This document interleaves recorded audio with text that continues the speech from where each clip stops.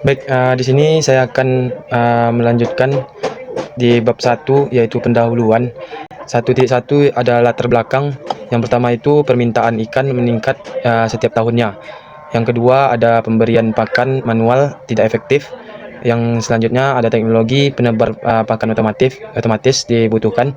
Selanjutnya ada inovasi menggabungkan blower keong dan panel surya.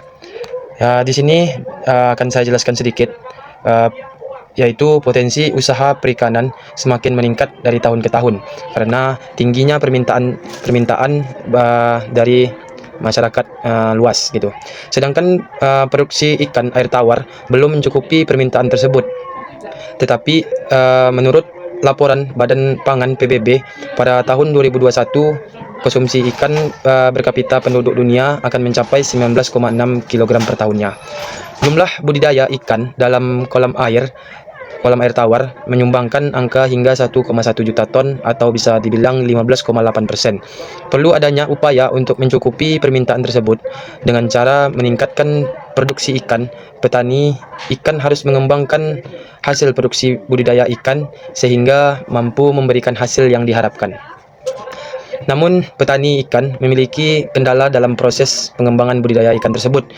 Di antaranya pemberian pakan ikan dengan bantuan tenaga manusia tidak cukup efisien menurut saya, karena pengerjaannya di dalam pengembangan teknologi dunia industri perikanan khususnya itu pemberian pakan ikan tersebut yang berbentuk pelet selama ini masih banyak yang menggunakan dengan cara manual, yaitu dengan cara disebar pakai tangan ke permukaan air tanpa menggunakan takaran atau ukuran kapasitas pelet tersebut untuk makan ikannya per hari. Pemberi pakan hanya menduga-duga apakah ikan yang mengonsumsi pakan tersebut sudah cukup atau tidak. Dari reaksi ikan tersebutlah petani-petani tersebut bisa melihat ikan tersebut sudah cukup makannya atau belum. Cara seperti ini tentu saja dapat mengakibatkan pemberian pakan yang berlebihan, apalagi pada pemberian pakan yang belum terbiasa. Oleh karena itu, sangat dibutuhkan suatu alat untuk menjalankan aktivitas pekerjaan dengan kapasitas yang besar. Salah satunya adalah alat pemberi pakan ikan. Dengan adanya alat pemberi pakan ikan ini, maka para petani memberi makan ikan dengan kapasitas yang efisien dan dengan takaran yang sesuai. Namun selama ini alat untuk memberi makan ikan tersebut dengan otomatis untuk luasan tambak atau kolam belum banyak dimiliki oleh masyarakat. Sehingga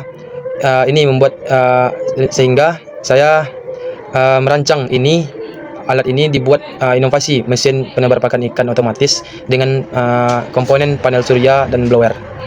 Baik, yang selanjutnya yaitu rumusan masalah. Yang pertama itu apakah alat mesin penebar pakan ikan otomatis ini dengan penebar blower keong dan sistem panel surya ini dapat membantu membudidayakan ikan. Yang kedua ada bagaimana sistem kerja alat ini.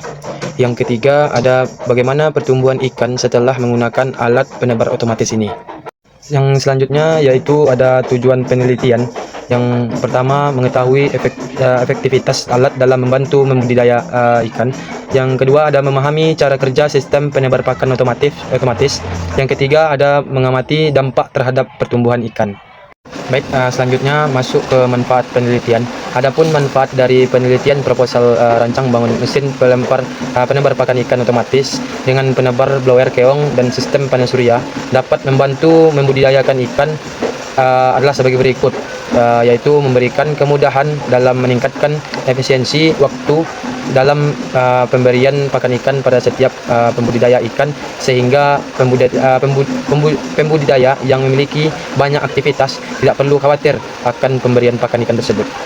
Selanjutnya kita lanjut ke batasan masalah, fokus pada perancangan alat dengan yang pertama itu ada blower keong, yang kedua ada panel surya, dan yang ketiga ada motor listrik dan switch relaynya.